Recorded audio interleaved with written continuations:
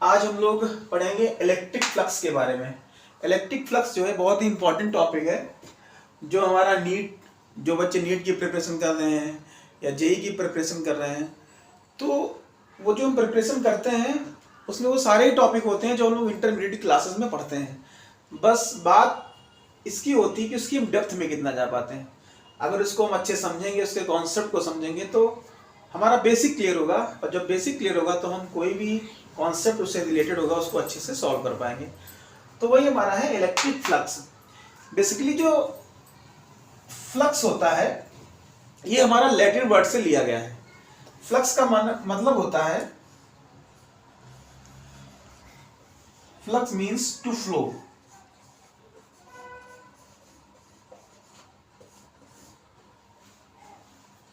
कोई की चीज कैसे फ्लो करती है, कितना फ्लो करती है, फ्लक्स का मतलब वो होता है, एक तरह से मेजरमेंट होता है। Flux means to flow. जैसे कि हम लोग जानते हैं कि मान लो किसी झरने से पानी गिर रहा हो तो पानी कितना गिरना है उसका अगर हमें मेजरमेंट करना हो, हम कोई अपने घरों में पाइप से पानी डालते हैं तो उस पाइप से कितना पानी निकलता है अगर उसका मेजरमेंट करना है। और अगर हम एक बहुत सिंपल से एग्जांपल समझें तो अगर हम रोड पे चल रहे हैं तो मान लो एक रोड जो है वो कम चौड़ी है और एक रोड क्या है ज्यादा चौड़ी है, तो हमको पता करना हो कि इस पे कितने लोग निकल रहे हैं। तो अगर रोड ज्यादा चौड़ी होगी तो उसमें ऑब्वियस सी बात है, उस पे जो गुजरने वाले लोग होंगे वो ज्यादा होंगे। अगर रोड कम चौड़ी है तो उस पे जो गुजरने वाले लोग होंगे वो कम होंगे। और उनकी स्पीड क्या है, वो कितनी तेजी के साथ गुजर रहे हैं। कुछ लोग पैदल जा रहे हैं तो वो ज्यादा टाइम में कम लोग पास करेंगे, कुछ लोग बाइक से जा रहे हैं तो जल्दी निकलेंगे। तो ये हर चीज की अलग अलग होता है कि हम कहां पर उसको कैसे मेजर करें। मतलब पानी निकल रहा है किसी पाइप से, उसका मतलब होता है कि एक सेकंड में कितने लीटर पानी निकला, तो उससे हम आइडिया लगा सकते हैं कि उससे कितना पानी निकलेगा। तो वैसे अगर हम यहां पे बात करें तो इलेक्ट्रिक फ्लक्स, इलेक्ट्रिक का मतलब होता है चार्ज, और चार्ज जो होता है वो अपने अराउंड एक इलेक्ट्रिक फील्ड क्रिएट करता है।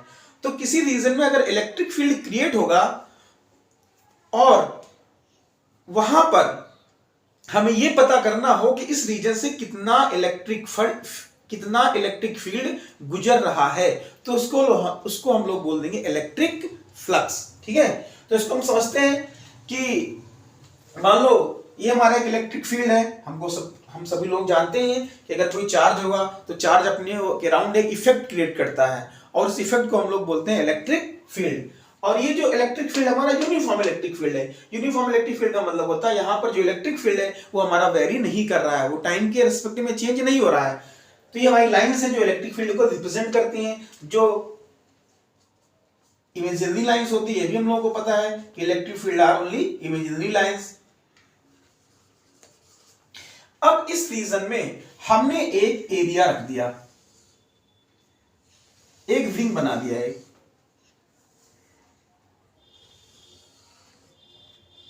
ये ओपन सरफेस है, इससे कुछ आ जा सकता है।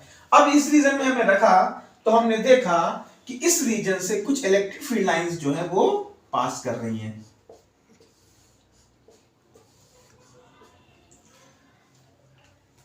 तो जितनी इलेक्ट्रिक फील्ड लाइंस इस रीजन से पास करेंगी वह होगा इलेक्ट्रिक फ्लक्स। इस एरिया से लिंकेज, इस एरिया से रिलेटेड, मींस इस सरफेस से कितनी हमारी इलेक्ट्रिक फील्ड लाइंस पास कर रही हैं, कितनी इलेक्ट्रिक फील्ड लाइंस फ्लो कर रही हैं, वो इसका कहलाएगा इलेक्ट्रिक फ्लक्स कहलाएगा। अब ये जो फ्लक्स है, ये जो फ्लो है, फ्लक्स मींस फ्लो, जो इलेक्ट्रिक फील्ड का फ्लो है ये किस बात पर डिपेंड कर रहा है, ये इस बात पर डिपेंड कर रहा है कि इससे कितनी numbers of electric field lines पास कर रही हैं। अगर इस एरिया को हम लोग क्या कर दें, थोड़ा कम कर दें,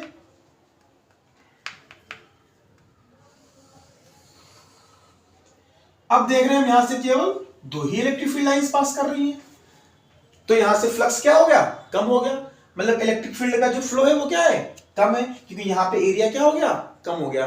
कहने का मतलब है इससे जो हमारा इलेक्ट्रिक फ्लक्स फ्लो कर रहा है, इलेक्ट्रिक फील्ड लाइन जो फ्लो कर रही हैं, वो इस बात पर डिपेंड करती हैं कि इसका एरिया कितना है। इसका एरिया वेरी कर रहा है, इसका एरिया नहीं वेरी कर रहा है। अगर इसका एरिया चेंज हो गया तो इलेक्ट्रिक फ्लक्स चेंज हो गया, क्योंकि number of electric field lines जो इससे पास कर रही हैं उनका नंबर भी क्या हो रहा है, चेंज हो रहा है। तो वो इस बात पे भी डिपेंड कर रहा है। दूसरा किस बात पे डिपेंड करेगा, इसकी इंटेंसिटी पे डिपेंड करेगा कि ये जो हमारा इलेक्ट्रिक फील्ड लाइंस आ रही हैं, इनका नंबर कितना है। अगर ये ज्यादा आ रही है तो इससे ज्यादा पास होगी, अगर ये कम आ रही है तो कम पास करेंगी। तो हम यहां से एक बात और कह सकते हैं कि इसी से कह सकते हैं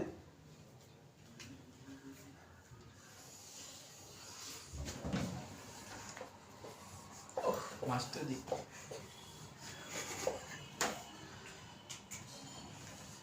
यहां पे जो numbers of electric field lines है उनका नंबर बढ़ गया है।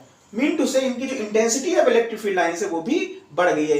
इसलिए यहां पर जो इस रीजन से number of electric field lines हैं वो ज्यादा फ्लो कर रही हैं, और फ्लक्स का मतलब होता है टू फ्लो, मींस यहां पर जो फ्लक्स होगा वो हमारा ज्यादा होगा। तो इस बात पे डिपेंड कर रहा है कि इलेक्ट्रिक फील्ड की इंटेंसिटी कितनी है। तो दो चीजें हैं जिस पर हमारा इलेक्ट्रिक फ्लक्स डिपेंड किया। First thing is that area of the surface, जो हमारा सरफेस का एरिया है जो इलेक्ट्रिक फील्ड में प्लेस किया गया है। और सेकंड थिंग कौन सी है, intensity of the electric field. Electric field कितना स्ट्रांग है, means you can say per unit area से पर सेकंड में कितनी इलेक्ट्रिक फील्ड लाइंस पास कर रही, वो बताता है intensity of the electric field.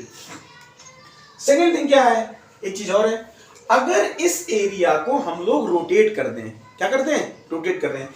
यहां पर जो एरिया है, जो प्लेन है हमारा, मान लो ये हाथ है हमारा, इसका ये प्लेन हो गया, तो प्लेन जो है वो इलेक्ट्रिक फील्ड के परपेंडिकुलर रखा हुआ है। अगर इसका हम एंगल रोटेट करें, अगर इसको हम थोड़ा सा टिल्ट कर दें, हमने ऐसे कर दिया, जब ऐसे कर दिया तो हम देखेंगे कि यहां पर जो number of electric field lines हैं वो कम पास करेंगी, कुछ ऊपर से निकल जाएंगी और कुछ नीचे से निकल जाएंगी। और यहां पर केवल अगर 4 लाइंस आ रही हैं तो 2 ही लाइंस पास कर दी। तो इस बात पर भी डिपेंड कर रहा है कि इसका एंगल कितना टिल्ट हुआ है। ये एंगल जो बन रहा है इस बात पे भी डिपेंड करेगा कि कितना एरिया को हमने रोटेट किया है। तो यहां से 3 चीजें निकल के आई कि फ्लक्स हमारा किन बातों पर डिपेंड कर रहा है। पहली बात एरिया पे डिपेंड कर रहा है, दूसरी बात इंटेंसिटी पे डिपेंड कर रहा है, तीसरी बात एरिया कितना बेंड हुआ है। और अगर इस एरिया को रोटेट करते हुए हम इस डायरेक्शन में ले आए तो हम क्या पाएंगे कि जितनी भी लाइंस हैं, अगर इस डायरेक्शन में हमारा एरिया आ जाएगा, अगर इस तरह से प्लेन हमारा आ जाएगा, तो जितनी भी इलेक्ट्रिक फील्ड लाइंस हैं वो सारी की सारी पास कर जाएंगी और इस सरफेस से कोई भी इलेक्ट्रिक फील्ड लाइन पास नहीं करेगी। और इस केस में जो फ्लक्स होगा, इस सरफेस एरिया से जो फ्लक्स पास करेगा, ये फ्लक्स इसका ओपन सरफेस ये है ना, तो इस सरफेस से जो फ्लक्स पास करेगा वो हमारा 0 होगा। मतलब एक भी इलेक्ट्रिक फील्ड लाइंस इस एरिया से पास नहीं कर रही है। तो इस तरह से 3 बातों पर हमारा फ्लक्स डिपेंड करता है। पहला क्या होता है, इलेक्ट्रिक फील्ड पे, इंटेंसिटी ऑफ इलेक्ट्रिक फील्ड पे, दूसरा क्या होता है, एरिया पे, और तीसरा होता है एंगल ऑफ रोटेशन, कैसे वो हमारा रोटेट हो रहा है, कितने एंगल पे टिल्ट है। तो यहां से अगर हम एक बात निकाल दें,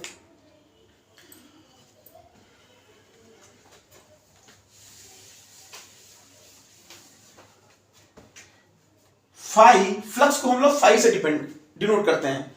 तो फाई डिपेंड करता है ई पे, सेकेंड थिंग फाई डिपेंड करता है ए पे, और फाई डिपेंड करता है थीटा पे। इन तीनों को अगर मर्ज कर दिया जाए, मिला दिया जाए, तो फाई हो जाएगा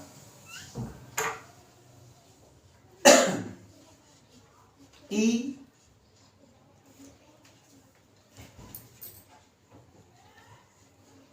ए एंड थीटा। अब थीटा को तो हम ऐसे तो लिखते नहीं है, थीटा को हम किसी टर्म में लिखेंगे, या तो यहाँ पे कॉस लेंगे, या तो यहाँ पे साइन लेंगे, या तो यहाँ पे क्या लेंगे, टैन लेंगे। तो क्या लेंगे, कॉस लेंगे कि साइन लेंगे कि टैन लेंगे, इसको हम थोड़ा सा देखते हैं। ये केस अगर हम देखें तो यहाँ पे थीटा एंगल किसके बीच का होता है, ये भी बात जानने वाली जरूरी है। थीटा होता है angle between the electric field and the area vector. Area vector के बीच का एंगल होता है, ना कि एरिया के बीच का एंगल होता है। एरिया वेक्टर हमने लास्ट लेक्चर में हम लोगों ने पढ़ा था। एरिया वेक्टर क्या होता है, एरिया वेक्टर जो होता है वो हमेशा परपेंडिकुलर आउटवर्ड होता है किसी भी ओपन सरफेस का। किसी भी ओपन सरफेस का जो एरिया वेक्टर होगा वो हमारा परपेंडिकुलर और आउटवर्ड होगा। जैसे कि इसका हमारा जो एरिया वेक्टर होगा वो इधर होगा, ठीक है। इसका जो हमारा एरिया वेक्टर होगा वो, हमने इसको ऐसे डील कर दिया ना, तो इसका हमारा जो एरिया वेक्टर होगा वो इस डायरेक्शन में होगा। ये हमारा एरिया वेक्टर हो जाएगा, ये हमारा इलेक्ट्रिक फील्ड हो जाएगा। रेक्टेंगल बनता है तो हमारा जो एरिया वेक्टर होता है वो हमेशा perpendicular to the plane outward होता है। तो थीटा जो एंगल होता है वो हमारा इलेक्ट्रिक फील्ड और एरिया वेक्टर के बीच का एंगल होता है। अगर हम इस केस में देखें तो इलेक्ट्रिक फील्ड हमारा इधर की तरफ है, एरिया वेक्टर भी हमारा इधर की तरफ है। इलेक्ट्रिक फील्ड भी हमारा इधर की तरफ हो गया और एरिया वेक्टर भी हमारा इधर की तरफ हो गया। तो both are in same direction, मतलब एंगल क्या हो गया, जीरो हो गया। अब एंगल जीरो है, अगर हम फर्स्ट केस को लें और फर्स्ट केस में देखें कि अगर यहां पे हम लोग साइन थीटा ले एज्यूम करते हैं, तो अगर यहां पे साइन कंसीडर कर लें तो साइन जीरो क्या हो जाएगा, जीरो। साइन जीरो मतलब जीरो हो गया, तो मतलब ये होगा कि इससे कोई भी फ्लक्स पास नहीं हो रहा है। तो क्या ट्रू है, फ्लक्स पास कर रहा है। अगर यहां पे हम लोग कॉस ले लें, क्या ले लें, कॉस ले लें, कॉस, और कॉस जीरो की वैल्यू क्या होती, 1, मतलब ये हमारा ट्रू है, ये हमारा क्या है, रॉन्ग है।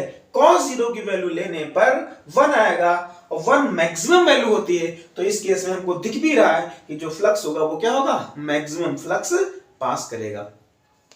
तो यहां पे हम लोग क्या लेंगे, कॉस लेंगे। इस तरह से हमारा जो फार्मूला बनेगा वो बनेगा phi equal to EA cos theta. Phi equal to EA cos theta. अगर इसका वेक्टर फॉर्म लिखें तो हमारा क्या आ जाएगा, phi equal to vector E dot vector A, क्योंकि डॉट प्रोडक्ट के साथ में ही कॉस आता है और ये हमारा स्केलर होगा। क्यों, फाई क्या होता है, फ्लक्स जो होता है वो केवल नंबर को रिप्रेजेंट कर रहा है, ये कोई वेक्टर क्वांटिटी नहीं है। फाई केवल इतना बता रहा है कि इस एरिया से कितनी number of electric field lines हैं जो हमारी पास करेंगी। तो हमारा जो फ्लक्स का फार्मूला बनेगा वो बनेगा phi equal to vector E dot A, where theta is the angle between the electric field and the area vector। इस केस में हम लोग देख रहे हैं जब हमने इसको रोटेट किया था तो हमने ऐसे कर दिया है, तो इसका जो एरिया वेक्टर हमारा आ गया वो नीचे की ओर आ गया और इलेक्ट्रिक फील्ड कैसे है, इधर की ओर है, तो एंगल कितना बन गया, थीटा। तो इस केस में जो फ्लक्स पास करेगा वो पास करेगा हमारा phi equal to EA cos theta. अगर हम लोग इस इलेक्ट्रिक फील्ड को रिजॉल्व करें इसकी डायरेक्शन में, एरिया के डायरेक्शन में, तो इसकी परपेंडिकुलर डायरेक्शन आएगी और ये वही हमारा केस होगा जिसमें हमारा इसमें मैक्सिमम फ्लक्स को रिप्रेजेंट करेगा।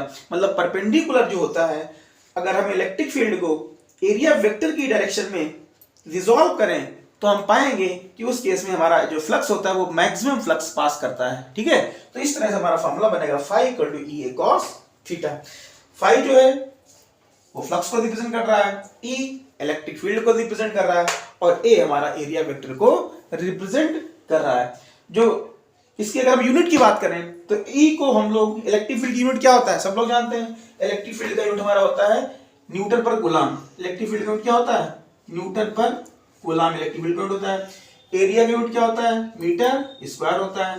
तो अगर हम फाई की बात करेंगे तो फाई की जो यूनिट हो जाएगी वो हो जाएगी न्यूटन पर कूलम मीटर स्क्वायर, इसकी यूनिट हो जाएगी। और